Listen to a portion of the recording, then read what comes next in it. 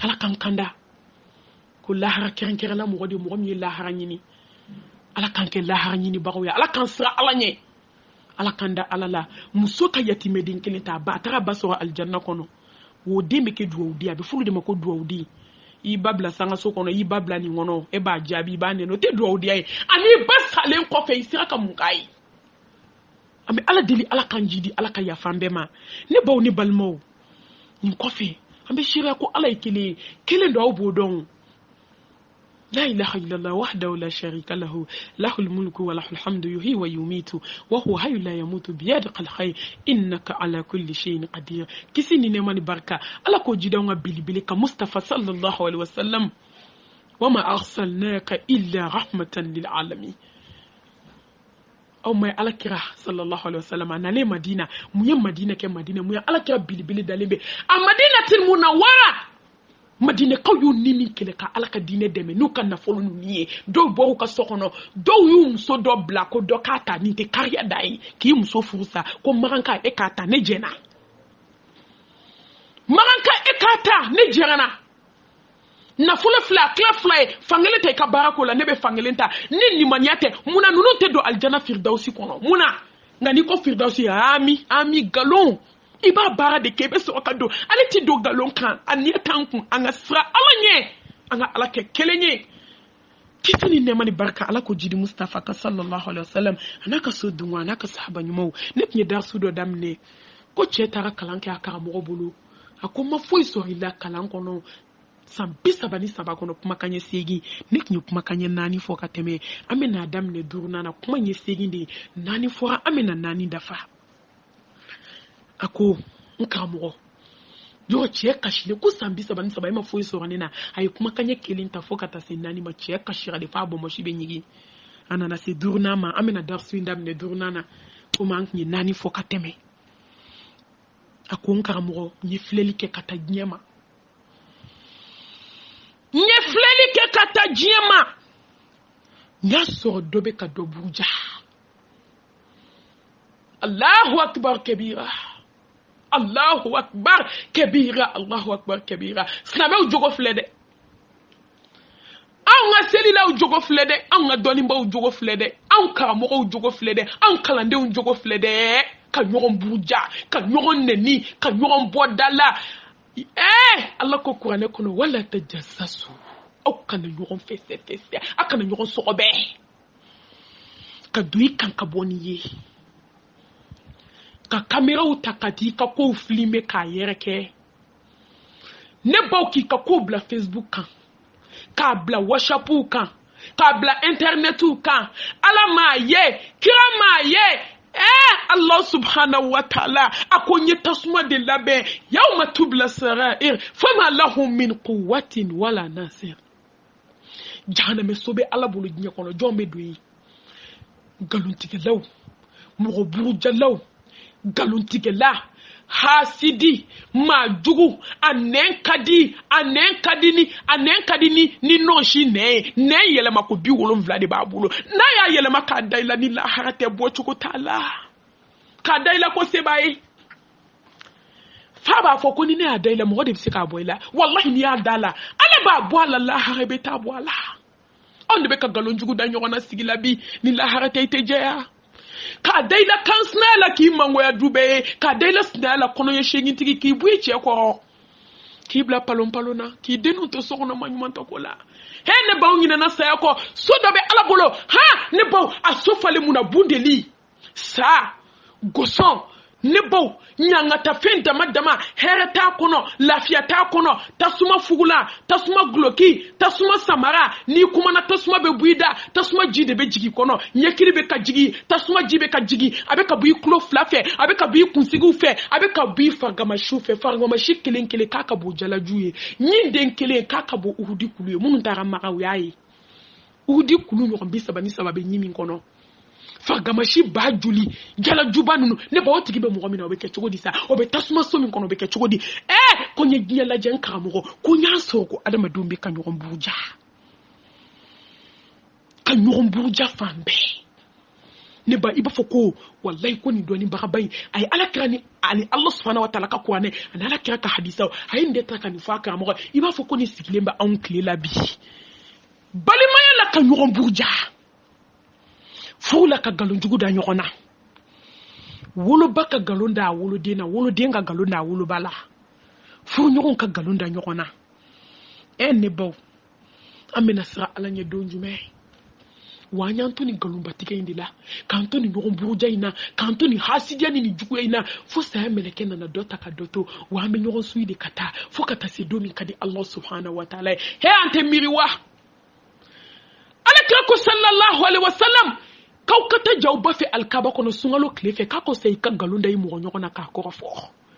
korofoli donda ye min ke tien redo a korofoli kleme be jenesh bisaba ani saba nebo hey obechugo disa e mala kira ko ki balma shu a wusu ka tike ka du o ko sei ka korofo burjali du galondu ama fikila ma je kile te fe ka yinyela hasidia kama kata mangutu tinye bara yoro kaka bara tinye wallahi islamé ube kola bi doni mbaw ka yoron kan kala yoro mangutu tiye ka yoron ka bara yoro mangutu tiye ka yoron bo dala ka seka kala yoro a donatande a borata hey ne ba nyina na dakanko ne fa nyina na dakanko wa nyina na latika ko masababulo wa ko kumbe di ko kunterete di ko masa subhanahu wa ta'ala mi latika ko kala mu jara ka ba kana fu karsama de abe tanto kaso abe galum ebi ni dendi karsama ka to tinye galum kan ne bo chiebe o no fo kan yi balima bo nyanga tala nga wallahi klabe hasidi ebi karsa e mobli sanga di karsa de ma karsa du mai karsa ha donta wan to ni de karsa akonye nyefle nyacho do buruja akonga wallahi ntaran wasadu Allah subhanahu wa ta'ala la kami Allah subhanahu wa ta'ala kap makama kako wala tajassasu koni mugo nyon sobe ki sarate fu yefu jahannam tasuma kami akombe sira tasuma nyenye remini tasuma mi ne baw ne badu lafiya ta kono ni do na ite yele tugun yele bana ngo sambe fin kan fin jabaru masa uba fo ha ala ni sanku fin na ginyo kono ala be here kanya be sana jahannam maliki ala deli sankana ala ne baw meleke ukulo gireno ukulo te kola sambe fi o kontane ba ala be sa jugu jigi ka bundelu jigi ne ba be kule komi daka fama kulo tala meleke nu te puma ere me ni kule la meleke ba foki yele la de aki fude bo ala abe do fari ka nyanga taka ka do fari ka gushilika ka do fari ka bugolika wallahi Allah subhanahu wa ta'ala be kla ka do fari o ka girdino jalaka ne ba obo dablawa ne fra obo dablawa munonte tubi kabo nyoron kop mama kabo nyoron burjama kabo nyoron halaki ma nyoron kofe kabo dabali juguma kata nyoron bara ka nyoron ka furutie ka nyoron bara ko do gakulu kona ka nyoron bara ko do gogoro la ka nyoron bara ka to do nyege na bola ne ko sayati de la harata de ne bo kaburu jinginte ya sa sigarate ya anga sra Allah subhanahu wa ta'ala ni je ko kabinya don ko nyoron burja tena fenye moye nyin kodu jie fembela ka hali madun tui ka nyeshi alama ako kabinya don ko ala ba sebela jon ka kola ni mami mafara nyona beti bone lahara ako nyin kodu jie maube mama toro mama burja mama korofo mama hasidia nyeshi ntiki ma ala ka le deli ka le weli kanjigi ka le ene bala kanino yanyi aworna akanye gnelaje akon kamugo nye sigi ka gnelaje dobe ka do faka dobe ka nyoron jugu ya dobe ka do dabali dobe ka do konya badium bana nyona fu bana nyona fu ke nyoron fu nyoron bana nyoma deni masaw bana nyona bar yoro kera jahannam tasuma kamiye bebe ka dabali do nyoron kama akunyimiri Allah subhanahu wa ta'ala ka kwani hayadola inna shaytana lakum aduwwun fataqizuhu aduwa jabaru inna shaytana lakum aduwwun fataqizuhu aduwa kabinye miri ala kani kwani hayayina billahi ntara shitane nyini ka kenkele yoro ye ka fara maula ni gnila jenya so dobe ka do fa shitane ka bara nindungo dobe ka do juku ya nindungo shitane dobe ka do halaki dobe ka do konia dobe ka do bara hey abe kuma kele ka tache ka kuma be hikma ngabe kuma kili akonyimiri ala ka kuma kana ko jugu foi tawla jin kono ni iblisa te ngaw ye iblisa to e ka onyeshi nyoma fu nyoma aw ma shetane to e ka onyeshi nyoma bali mamaw aw kan ka ninke ka mun kele ka shetane kele ka ninduwa kele ka baw nina ka ke nyoma fe abeye shetane to e ka ta onyeshi nyoma ako jombana u yera kuna ka banyona ka to onyeshi iblisa ma ku onyeshi nyoma ka iblisa to e ka so kan ka iblisa de kele akon ka mo ka binya dodo mi nyemi ala kan ko ne hayina nyem mawto e ka onyeshi shetane masa ko kele famba ya letai la hali de bina tabwan jigi ko tasuma kono kiyama kene kale de bina tafo aye nyawnya la wa otugu wanko wa nyafi oduskuna aye nomine wa aye ntoko blaka ba oginge nkoro masa tamu ye tasuma la wallahi ni ala na kunda na bi mo ma shetana mina fo ala ko nyemu fie parce que ko ala man bena adama de mbefli ala ko kite sebela nga jon kerenkere no bi ala kan fara oluka ako nye nkofle ka dnye laje nye jate mine ke ka dnye laje he dnye nyaso benyina na shitane ko kinye shinyoma ako ngane ya soro ntanka nye shitane de ma ani yire ni ka kele wallahi ka binye mira Allah subhanahu wa ta'ala kan ko ne haya bayma nye shitane ba ka kele ka farambal maula ka faran furu nyogon la ka far bal maula ka faran je nyogon la ni mamunu be barala ka betu e ka nyeshi alama ka batu ka shetane ke njuye ka kele ne ba munete shetane ke juye iblisa muneti ninkele ni ninkele halisi ni sokoma ala be boda ki ala ka sikatu anga ninkele ala ko sira dama ne ba ni badi awulo vlala akunyi njo ka nyelaje nyaso bebe ka eforke sanu baba bebe ka effort ke Dieu kama Dieu bebe ka effort ke dunuya kama sanu wari fini nye bebe ka Dieu nyini de nya so adama dombe ka effort ke de me milar bo kata de nyini halni ni be to adafe ne be sanu soro halni be sa ne be mobili nyuma boli ne be do so nyuma kono nebe da itaji bonkan hani ne ni betike ne kono wallahi ne baw ne badu enye nyaso adama do nya chesirika ko kramo nyaso bede kele ka chesirikele mbakele ta nyanyini kama masa nyanko fleka laje nyaso bebe ka chesirike nya kama ube ka chesirika ka ribata ka franyo onkan ka adama do ntonyo ka jene yake akwa haketo nye bi che jamfan kata hotel la kata million kele mina kata wa keme mine ni aye bi fuke jamfan ni aye bi jene ya kele afla ka fugla muso fulo mini bela bamako bi ka cheni muso nyeira nyona obena warbaduma la hawla wala quwwata illa billahi al-ali al-azim adome kele la harebe ta be fono kabu kono billahi fu mo man na fulu tigi fu ameni kalama bi de fona la hinana jomina na folotigi che ana na folotigi muso nga muso be che mamolo che be muso bolo wallahi ko négocier ko din na folotigi do maklefla o be so afemi ndale ma okacha no papa ko ka muso be ni bela je muso mali muso je muso laba nga o meni nabi ka muso nege ka do jena ya dafe ka muso nege ka do je kanu dafe so afemi be dama ko mine la hawla wala quwwata illa billah ka muri bara mine ka ke walde ngono ko kuma ka yele maka tace we rate ki ba fukela neko ni an ke chugo de amena satanwa amena ala kumbe tanwa ya ayuha nas hey jama amena masaba kumbe tanwa enye tanwa wa ni an jogo de an tobi alaje la hawla wala quwwata illa billah aka ya fama ki nyefela fotota ko ci wali chema obe wake mechi ema ne baki shimba foto ta ko ci wali ce dalema au ka haketo wali ce bula wata ko ci wali musoma la haula wala quwwata illa billah hey jiye na folo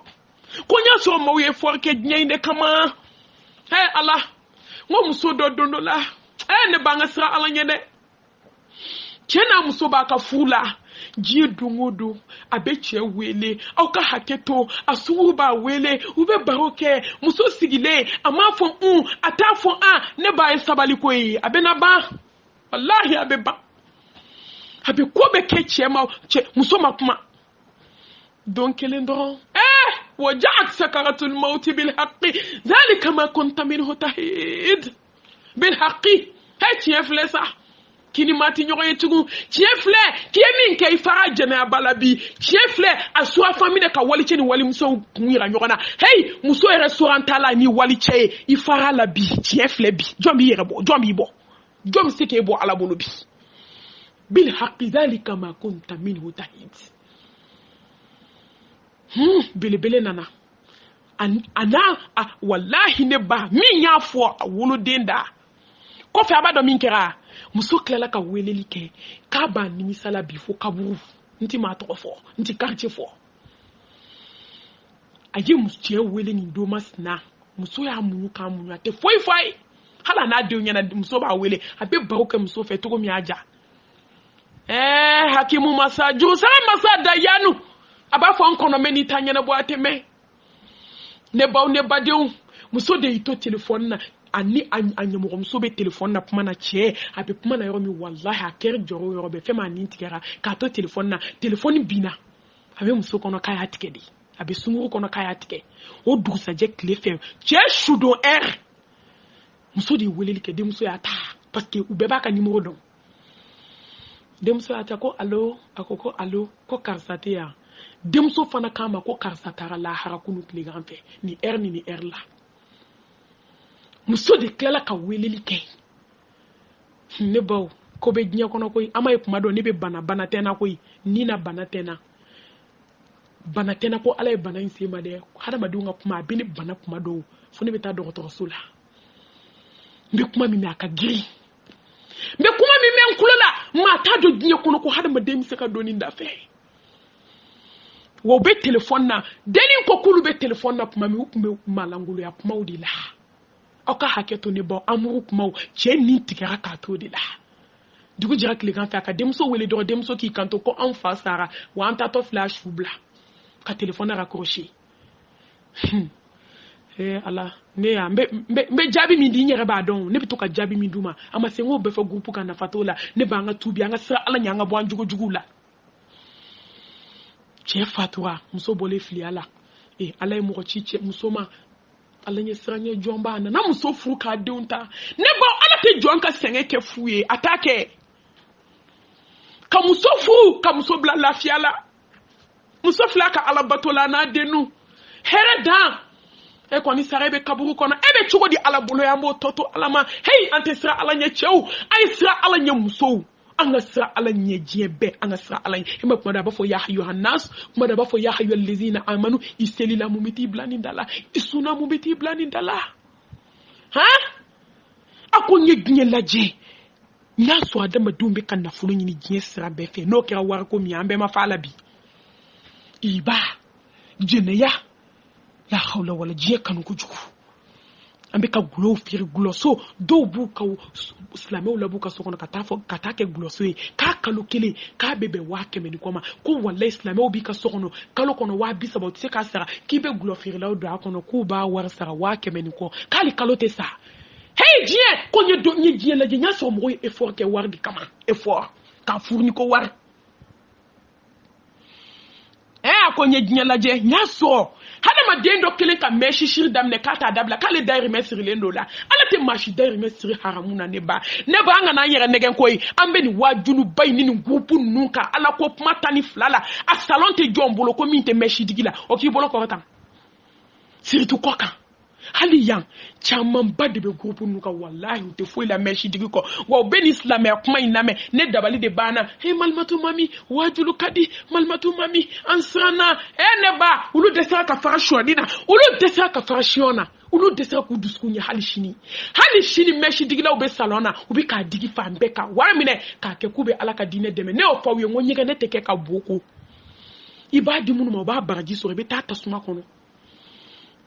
la hay nafsi nyaraku la tuzlam nafsin shay'a wala tujzauna illa ma kuntum ta'malun. Ala te mo janfa te mo tonyo. Wallahi nasra Allah subhanahu wa ta'ala nye. Ala dun klala. Akonna namiri Allah subhanahu wa ta'ala ka kwane haya dola. Masanyuma. Wa ma min dabatin fil ardi illa ala Allahi rizquha. Jombe ma garsike. Jombe ma son. Jombe maje, jomba dima ki wasa kuna dalita ko fe, jombi bo gele o kono, jombi bo problème kono, jombe maso komi ala ate. Ako kabinye miri. Wa ma min dabatin fil ardi illa ala Allah rizquha. Kabinye miri ala kan ko ne hayina, ne adoko garsike be ala de bulu. Wallahi, nye garsike toto ala makata ala batu. Mauyu nyeshi fendo de ma ala koko jonku nyeshi mi ma jon desera ku nyesho ma de jon desera ku nyesho ma ala ku kayim batu ayisranye jon desera katake somaye katake domaye a soma koko lemba funu no kono bara be boya ka Ameriki soro u kono bara be boya ka badala bugu soro haramu kele ka kono fa la ha ala bi fofo inenka bidahi fo jahannama tasuma kono haramu duna duchila uye walde umbeke flanka foye ko fofo kono baraka fo tasuma kono iba doma ke nende melekel mautu bolo aba sama fo tasuma kono danga de me klaki jo ko ala ka le shufele be jahannama ma jabaru somo de be ko fonga arajoniya tele ulaya kala kulu shufele be jahannama ma yanka sana foli ma kulu ka foite alala alaka mumbela nyina ni dakun ko ngala de ida emu sono be ka ala nenia wallahi an kanka nunu fagade sede tanye nunu kanka faga ka ala neni alaba sangolo daba ni dugukolo daba na alaka hineta abe sangolo fir an bedala na somo ka puma me gnye dungodo ibe kashi neni me domi maseka sunoko ala neni baga alaka wallahi ambe ala de tele alaka maliki shika tangani islam jamana be domake ebe takabu kono ibe ala sorinye antante ife asira ala mi ma ka boni be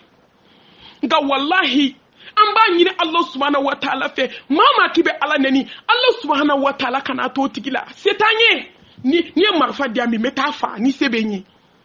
wallahi sede tenye asoma ko le munu be ka ala neni bi ni sekenye bi mbu fa uteshi dugu koloka na sete joye ayu ko duskuna muna be tufe islamé o de unya do mo ola islamé o de be kata million tani million mu kana katikati bausa ko di kafiri ala nennama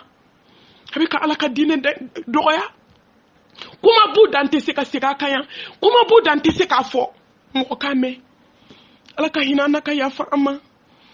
ne ba ko de binya yen mirla ala kan ko ne hayina ne adoko garsike be ala de bolo ala ko ko nganye shi bato mi ma nyenye sho bato ma nyen garsike to ala bolo ala nanan garsike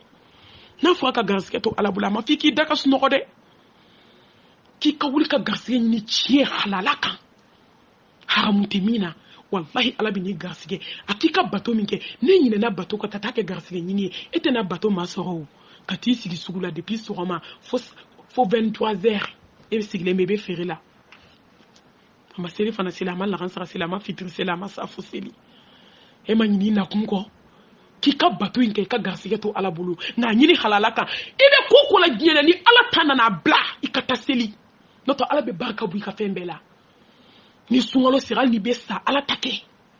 jara aka gele ninka boy kadi sarakati aka gele ninka boy kadi hiji ka gele ninka na sebi a boy katake garsige toto alama ala bini garsige mo munu milliard bi kumbi nunu do ma dinya giru dale fle climatiser ko ngala de o garsige wo be ka shika seli ka ala bato milliard flu ko be climatiser ko dalendo ala mo duma mi me baraku no ala ato alama ala bini son ala iblamino ya batolina nyesranye hali e bara sura mafiki daka sunoko de ki muso ni de on ka dépenser beto muso ka kasnoko don ka duminike jabaru arijalu qawamuna ala nisa anyina nani haya inkode wa taramine ta do ne bani do re babu ya la ka nyina na asegina ko nyi nyalaje nyaso do yijigida doka ne baw vocal tarafo 55 et quelques là mbe dar sujo nota bina dese kata abina mgo senge doni atoy kilindi asigina ni Allah subhanahu wa ta'ala na jena noye aminu ka dama walandai ayo duskunjeya angan duskunjeya la yu'minu ahadukum hatta yuhibbal akhihi ma yuhibbul nafsi. Hadisa jela beba kalama yemi ngani yani yere matido aljina na fi mi ngani yani yere kunyi ku ngani yani badi islamay muminu ni banga sala nyede anyi mu ngani yana ni na ndusku jeli ala ango nyo ngani yana mbadi umi ala kansra ala nye wakati kona wakati dafara amina bita joya ka do ke nyoy ala kambo nyebulu ka do ke nyoy ala kan labanye ka do ke nyoy ala ka hakli nyuma kalifa ka do ke nyoy ala ka duskun kanda duskun tigi ala kambo nami mayala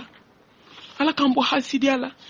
kan duskun kanda juguyama ka kanda bensen konyama ka kanda jugu façon bela jeli aba fo rabbana atina fi dunya hasana wa fil akhirati hasana wa qina azaban nar rabbana la tuzigh qulubana ba'da idh hadaytana wa hab lana min ladunka rahmatan innaka antal wahhab allahumma inna nas'aluka al huda wal ghina wal tuqa wal